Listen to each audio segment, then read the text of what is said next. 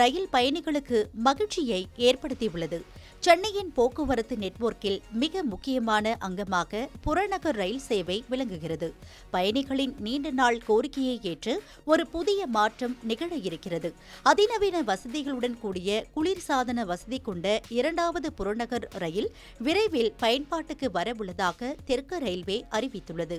சென்னையில் முதன்முதலாக கடந்த ஆண்டு ஏப்ரல் மாதம் கடற்கரை மற்றும் செங்கல்பட்டு இடையே ஏசி ரயில் சேவை அறிமுகப்படுத்தப்பட்டது. கோடை வெயிலின் தாக்கம் மற்றும் பயண களைப்பை தவிர்க்க இந்த சேவை பயணிகளிடையே பெரும் வரவேற்பை பெற்றது. இதனை பயன்படுத்தும் பயணிகளின் எண்ணிக்கை தொடர்ந்து அதிகரித்து வருவதால் கூடுதல் ஏசி ரயில்களை இயக்க வேண்டும் என்ற கோரிக்கை அதிகரித்துள்ளது.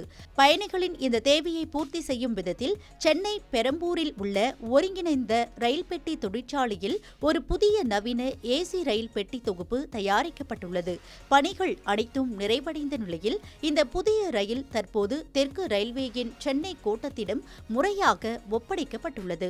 தற்போது செங்கல்பட்டு மார்க்கத்தில் ஒரு ரயில் இயக்கப்பட்டு வரும் நிலையில் இந்த புதிய ரயிலை எந்த வழித்தடத்தில் இயக்குவது என்பது குறித்து ரயில்வே அதிகாரிகள் தீவிர ஆலோசனையில் ஈடுபட்டுள்ளனர்.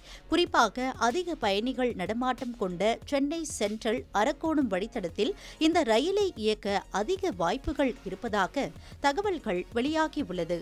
புதிய ரயிலை இயக்குவதற்கு முன்னதாக மேற்கொள்ளப்பட வேண்டிய தொழில்நுட்ப சோதனைகள் மற்றும் பாதுகாப்பு ஆய்வுகள் தற்போது நடைபெற்று வருகின்றன.